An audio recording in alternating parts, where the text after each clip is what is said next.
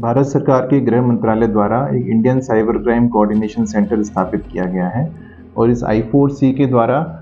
एक पोर्टल विकसित किया गया है जिसका नाम प्रतिबिंब है और पुलिस मुख्यालय के द्वारा भी इस पोर्टल को लगातार इसका एनालिसिस करने का और उसके आधार पर कार्यवाही करने के लिए समस्त जनपदों को निर्देशित किया गया है।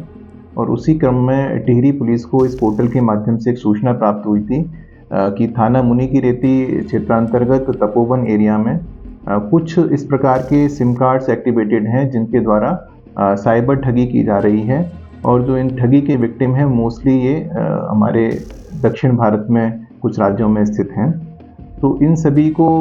पर कार्रवाई करने के लिए मेरे द्वारा एक टीम का गठन किया गया था और हमारी जो साइबर सेल CIU और थाना मुनि की रेती की टीम के द्वारा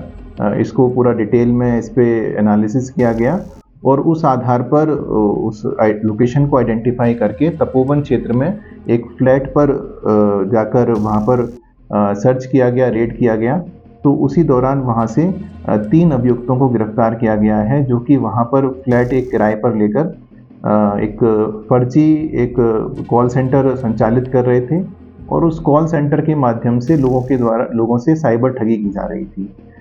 मौके से बड़ी संख्या में pre activated SIM cards, mobile phones, bank account की पासबुक, ATM कार्ड इत्यादि बरामद हुए हैं। इनसे पूछताछ में सामने आया है कि ये पूर्व में भी दिल्ली में साइबर क्राइम पुलिस स्टेशन से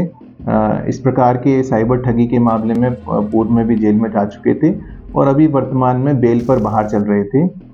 पिछले कुछ समय से ये तपोवन में इस फ्लैट पे किराए पर रह रहे थे और यहाँ पर ये लोगों को एक फेक एडवर्टीजमेंट चलाते थे जिसमें कि iPhone को काफ़ी भारी डिस्काउंट पे बेचे जाने का एक ऑफ़र दिया जाता था और इस प्रकार से कुछ इनोसेंट लोग इनके जो साइबर ठगी के जाल में फंस जाते थे और उन लोगों को फिर कस्टम क्लियरेंस के नाम पर या कुछ एडवांस मनी के तौर पर उन लोगों से पैसा लेते थे। ये सारा पैसा इनके द्वारा अपने खातों में न लेकर एक बैटिंग ऐप है, एक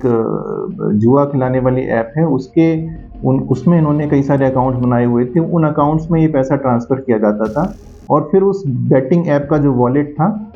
उससे अपना पैसा अपने अकाउंट्स में विड्रॉ किया जाता था। तो अभी इनसे पूछताछ की जा रही है। मुकदमा थाना मुनि की रेती में पंजीकृत किया गया है। इनको न्यायिक अभिरक्षा में भेजा जाएगा और जो भी इनसे रिकवरी हुई है इसकी पूरी डिटेल में एनालिसिस की जाएगी। अभी तक की जानकारी के अनुसार इनके द्वारा करोड़ों रुपए की धोखाधड़ी अलग अलग विक्टिम से पूरे भारत में की गई है।